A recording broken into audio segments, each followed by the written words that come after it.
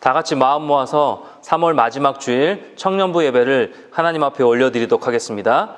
우리 사도신경으로 신앙 고백 드리겠습니다. 전능하사 천지를 만드신 하나님 아버지를 내가 믿사오며 그 외아들 우리 주 예수 그리스도를 믿사오니 이는 성령으로 잉태하사 동정녀 마리아에게 나시고 본디오 빌라도에게 고난을 받으사 십자가에 못 박혀 죽으시고 장사한 지 사흘 만에 죽은 자 가운데서 다시 살아나시며 하늘에 오르사 전능하신 하나님 우편에 앉아 계시다가 저리로서 산자와 죽은 자를 심판하러 오시리라. 성령을 믿사오며 거룩한 공회와 성도가 서로 교통하는 것과 죄를 사하여 주시는 것과 몸이 다시 사는 것과 영원히 사는 것을 믿사옵나이다. 아멘. 오늘 함께 보실 말씀은 마가복음 4장 35절부터 41절까지 말씀입니다. 함께 보실 말씀은 마가복음 4장 35절부터 41절까지 말씀입니다. 신약 59쪽에 있습니다. 우리 함께 한 목소리로 읽도록 하겠습니다. 그날 저물 때에 제자들에게 이르시되 우리가 저편으로 건너가자 하시니 그들이 무리를 떠나 예수를 배에 계신 그대로 모시고 가매 다른 배들도 함께 하더니 큰 광풍이 일어나며 물결이 배에 부딪혀 들어와 배에 가득하게 되었더라. 예수께서는 고물에서 베개를 베고 주무시더니 제자들이 깨우며 이르되 선생님이여 우리가 죽게 된 것을 돌보지 아니하시나이까 하니 예수께서 깨어 바람을 꾸짖으시며 바다더러 이르시되 잠잠하라 고요하라 하시니 바람이 그치고 아주 잔잔하여지더라. 이에 제자들에게 이르시되 어찌하여 이렇게 무서워하느냐 너희가 어찌 믿음이 없느냐 하시니 그들이 심히 두려워하여 서로 말하되 그가 누구이기에 바람과 바다도 순종하는가 하였더라. 아멘. 믿음의 크기가 아니라 대상, 믿음의 크기가 아니라 대상이라는 말씀의 제목으로 하나님 말씀 같이 나누도록 하겠습니다. 코로나19가 온 세계를 뒤덮은 지 거의 100일이 넘어가고 있습니다. 그와 더불어 우리가 함께 예배드리지 못하고 있는 상황도 한 달이 넘어서 장기간 지체되고 있습니다. 많이 지치죠. 참 답답한 상황입니다. 언제 이 상황이 끝나고 정상적인 모습으로 정상적인 생활로 돌아갈지 모르는 예측하기 어렵다는 사실에 더 답답한 요즘입니다. 그러다 보니 영적으로도 참 답답하고 지쳐가는 우리의 모습이 있는 것 같습니다. 함께 모여 예배드리지 못하는 동안에 우리의 영적 실상과 신앙의 민낯이 완전히 여실히 드러나고 있는 것 같아요. 처음에는 교회 가지 못하는 것을 안타까워 여기다가 한 주, 두 주 계속해서 지속되니까 이마저도 적응해버리고 점점 영적 나태함에 빠져 살아가는 청년들과 우리의 모습이 많이 있는 것 같습니다. 거대한 폭풍 앞에서 이 바이러스를 막을 분은 하나님밖에 없음을 우리가 고백하며 엎드려 기도해야 함에도 불구하고 기도해도 안 해도 상황이 좀처럼 바뀔 기미가 보이지 않기에 그저 영적 나태함에 취해 점점점 무뎌져만 가는 우리의 모습을 볼 수가 있다는 것이죠. 여러분, 이 코로나19 이 위기의 상황 가운데 우리가 영적으로 분명히 깨달아야 될 그 사실은 무엇일까요? 깨달아야 될 부분은 무엇일까요? 그것은 이 세상을 그리고 우리의 삶을 주관하고 다스리시는 주권자 되시는 하나님입니다. 세상은 계속해서 발전해 가면서 첨단 과학 문명의 시대를 살아가고 있어요. 그렇게 하늘 높은 줄 모르고 계속해서 날아오르던 우리 인간과 과학과 경제가 맥없이 추락하고 있는 모습이죠. 어리석은 교만함으로 겁없이 가속 페달을 밟아오던 우리 인류와 문명과 과학과 경제에 하나님이 코로나19를 통하여서 브레이크를 거신 것 같다라는 생각이 듭니다. 깨닫게 하시려고, 멈춰서게 하시려고, 너희는 나 없이는 아무것도 아닌 존재임을 다시금 상기시켜 주시기 위해서 이 코로나19로 전 세계가 벌벌 떨고 쩔쩔매는 것을 보면서 우리 인간 참 별것 아니구나 하는 생각이 들지 않습니까? 다 할 수 있는 것처럼 생각하며 편리함 가운데 살았는데 눈에 보이지도 않는 이 바이러스 하나 때문에 전 세계가 멈춰선 것을 보면서 우리는 하나님의 주권을 인정하지 않을 수 없습니다. 여러분, 하나님만이 이 상황을 종결하실 수 있는 분입니다. 그분이 우리의 삶을 다스리십니다. 오늘 본문에 등장하는 상황에서도 이것을 느끼고 고백할 수 있는데요. 오늘 본문에서 보면 두려워하고 있는 제자들이 등장합니다. 예수님과 제자들이 배를 타고 건너편으로 가고 있는 사이 바다에 무슨 일이 일어났나요? 큰 광풍이 일어나고 바람이 일어서 큰 파도가 배를 덮침으로 말미암아 바닷물이 배로 가득 차 들어오고 있는 상황입니다. 여러분, 이 사건이 벌어지고 있는 장소가 갈릴리 바다인데요. 이 갈릴리 바다는 해면에서 약 200m 아래에 위치하고 있습니다. 북쪽으로 약 60km 지점에는 3,000m 높이의 헤르몬산이 높이 솟아 있습니다. 이 갈릴리 바다는 헤르몬산에서 내려오는 차가운 공기와 바다의 따뜻한 공기가 만나서 충돌하면서 폭풍과 광풍이 끊임없이 일어나는 바다, 이 지역입니다. 기상 변화가 아주 심한 곳이죠. 그래서 당시 이 지역에서 어부인 많은 사람들은요, 예수님의 제자들이 이곳에서 어부로서 고기를 잡았죠. 그래서 이곳의 어부들은요, 이런 상황과 환경에 굉장히 익숙했습니다. 왜요? 흔하게 겪는 일이니까 풍랑과 광풍이 일어났을 때 잘 대처하는 상황까지도 알고 있었을 것입니다. 그런데 오늘 본문에 보면 큰 광풍과 파도 앞에서 제자들이 어떤 반응을 보이고 있습니까? 38절 한번 말씀 보십시오. 우리가 죽게 된 것을 돌보지 아니하시나이까, 이렇게 말하고 있죠. 이러한 환경에 너무 익숙했던 이들조차도 죽는다고 겁을 먹고 두려워하고 있는 모습입니다. 놀란 제자들은 예수님을 급히 깨우죠. 자, 예수님께서 베개를 베고 곤히 주무시고 계신 그 상황 가운데 잠에서 깨어 상황을 파악하시고 이렇게 말씀하시죠. 39절 말씀입니다. 같이 읽겠습니다. 예수께서 깨어 바람을 꾸짖으시며 바다더러 이르시되 잠잠하라 고요하라 하시니 바람이 그치고 아주 잔잔하여지더라.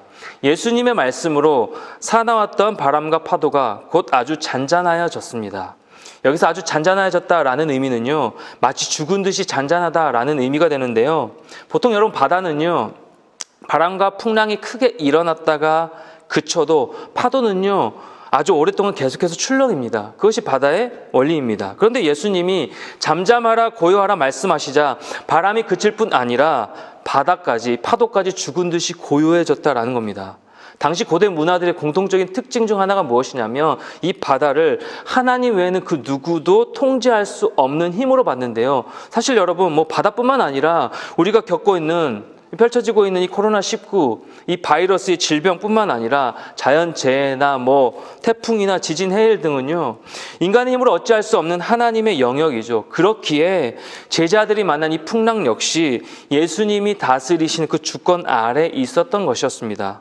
그런데 제자들은 예수님의 주되심, 그 능력보다 눈앞에 펼쳐진 이 풍랑에 두려워 떨면서 예수님께 다급히 도움을 요청했던 것이죠. 자, 바람과 파도를 잠잠하게 하신 예수님께서 제자들을 꾸짖으시면서 이렇게 말씀하십니다. 40절 말씀이요. 이에 제자들에게 이르시되 어찌하여 이렇게 무서워하느냐, 너희가 어찌 믿음이 없느냐 하시니, 풍랑을 잠재우신 뒤에 제자들을 위로하시면서 많이 놀랐지, 이젠 괜찮아 하고 다독여 주신 것이 아니에요. 오히려 어찌 무서워하느냐, 어찌 믿음이 없느냐라고 제자들을 꾸짖으셨습니다. 좀 당황스럽죠. 만약 저와 여러분이 이 제자들과 같은 상황이었다면 이 예수님의 이 말씀에 어떻게 반응하시겠어요? 물론 겉으로는 꾸짖음을 당하고 있는 상황 가운데서도 속으로는 이렇게 생각할 수 있지 않겠어요? 예수님 왜 무서웠냐고요? 어찌 믿음이 없냐고요? 예수님, 배가 가라앉아 죽게 생겼는데 무서워하지 않을 수가 있나요? 지금 상황을 한번 보십시오. 예수님이 급한 상황을 모르시고 저희를 내버려 두실 것 같아서, 이대로 죽게 내버려 두실 것 같아서 그게 두려웠어요. 저희를 사랑하신다면 이대로 내버려 두신 것이 아니라 이 상황이, 이 지경이 되도록 놔두실 리가 없을 것 같은데, 그런 마음이 우리 마음 가운데 들지 않겠습니까? 여러분, 우리가 살다 보면 이런 상황을 맞을 때가 있습니다. 우리 앞에 펼쳐진 커다란 문제 앞에서 인생의 배가 침몰해 가는 것 같은데, 내 상황이 아주 지금 다급한데, 게다가 지금 코로나19로 이렇게 전 세계가 난리인데 예수님은 우리를 도우시지 않고 가만히 주무시고만 계신 것 같은 생각이 들 때가 있어요. 당장 도와주셔야 되는데 아무리 기도해도 상황은 점점 더 악화되고 도무지 해결될 기미가 보이지 않습니다. 대체 하나님은 어디에 계신지도 모르겠고, 보이지 않는 하나님이 정말 날 사랑하고 계시는지도 의문이 들 때가 있어요.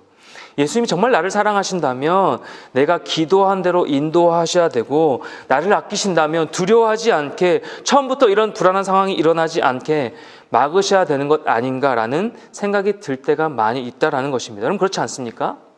하지만 여러분, 우리 예수님은 제자들의 믿음 없음을 꾸짖으신 그 이면에 이런 깨달음을 얻기 원하셨던 것입니다. 너희가 좀 잘 알았으면 좋겠다. 나는 내가 사랑하는 자들이 폭풍을 통과하도록 허용한다. 그런데 그때에 너는 결코 두려워할 이유가 없다. 필요가 없다.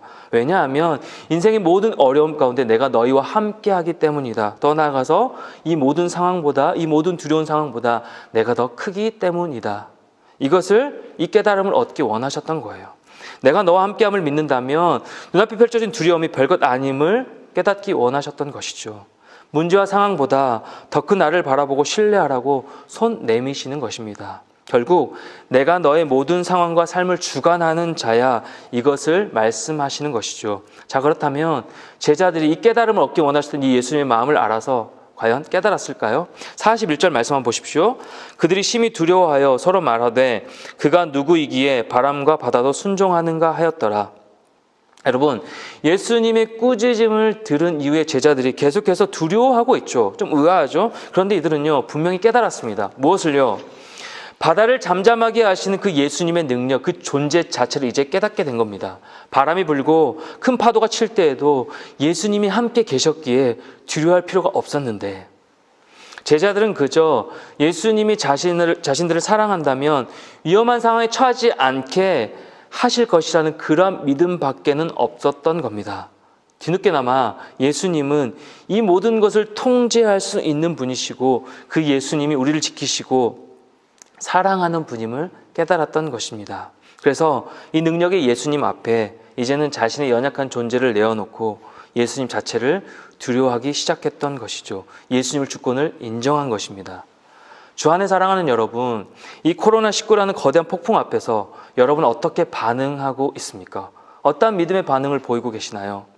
인생의 파도와 풍랑에 이 한복판에 서서 배가 흔들리듯 인생 전체가 흔들리고 방황하고 있는 청년들도 참 많이 있을 것이고요. 더 나아가서 예수님이 아무런 도움이 안 되는 것 같고 진짜 계시는지도 모르겠는 분들도, 그렇게 생각하는 분들도 있을 겁니다. 또 어떤 이들은 제자들이 풍랑을 만났을 때처럼 내가 죽게 되었는데 어찌 돌보지 아니하시나요? 라고 원망하고 있는 청년들도 있을 겁니다. 여러분, 사실 다 믿을 수는 없죠. 보이지 않는 하나님을 온전히 믿는다는 것, 생각처럼 쉽지가 않습니다. 그럼 질문을 이렇게 좀 바꿔볼까요? 여러분은 지금의 상황과 여러분의 삶 가운데 무엇에 믿음을 두고 있습니까? 이 질문은 조금 달라요. 믿음의 크고 작음을, 그 크기를 묻는 질문이 아닙니다. 믿음의 대상에 대한 질문입니다. 보통 사람들은요, 자기가 믿을 수 있는 것만 믿죠.